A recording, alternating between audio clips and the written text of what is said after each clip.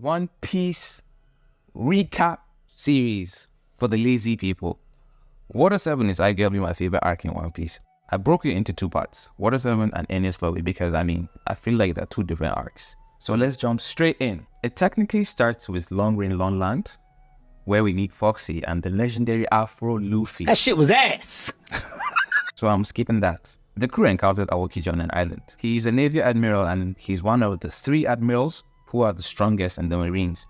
He was looking for Robin and to see who she was rolling with at that time. The Straw Hats ended up fighting him. He messes them up.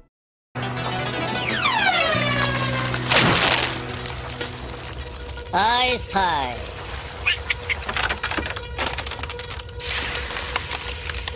But then lets them go because of what? Plot armor. Jokes aside though, he said, reward for bringing down Crocodile. Really? It's because he's a good guy. That's why. He tells them that Robin is dangerous to the world because she can read the poneglyphs, but she's also a danger to the crew as well. Moving on, the Going Merry was in bad shape and needed to be fixed, so the crew goes to Water 7 looking for a shipwright to fix their ship.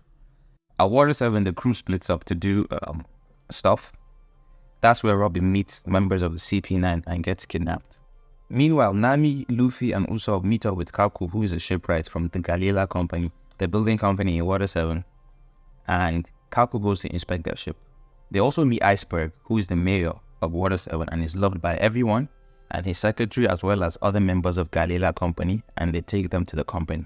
Usopp, who was holding the money for their ship, or their new ship, gets kidnapped and attacked by thugs from the Frankie family. There's a lot of kidnapping in this arc. He gets beaten up and the money is stolen.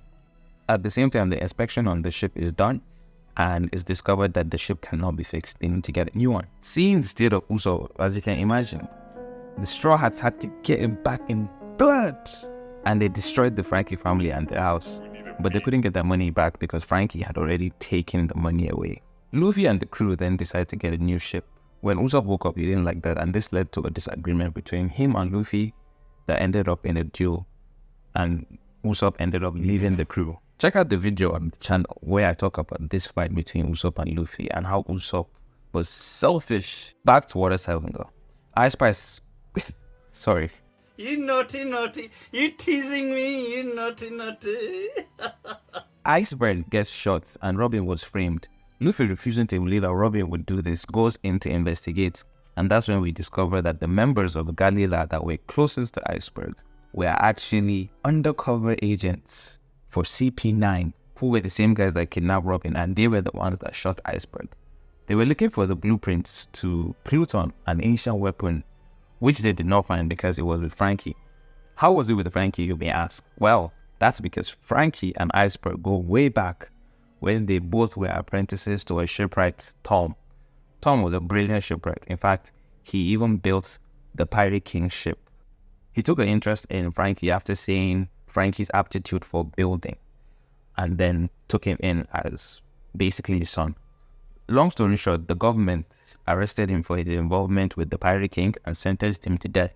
But he made a deal with the government to allow him to finish building the sea train, which ended up helping the whole area in terms of movement on the ocean. He was about to be pardoned, but the government, aka Spandown, made up a scheme in an attempt to get the blueprints for Pluton. Using Frankie's inventions, they attacked innocent people, and this altercation led to Tom's death, which Frankie blames himself for. Frankie also gets hit by the sea train that Tom built, which almost killed him, but he built his body up using metal and scraps and turned himself into a cyborg. And then he leaves Water 7. Upon his return to Water 7, he meets up with Iceberg, and Iceberg entrusts the blueprint to Pluton to him in like a show to kind of show that, oh yeah, I don't hate you for killing our dad, I forgive you, blah, blah, blah, all that stuff. But that's how the blueprints ended up with Frankie. Back to the main story. Luffy tries to fight CP9. And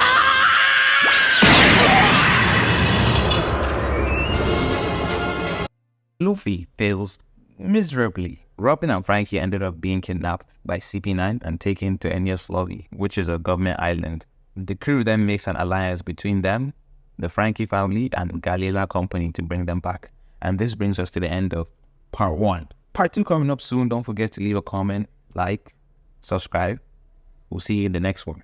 Thumbs up.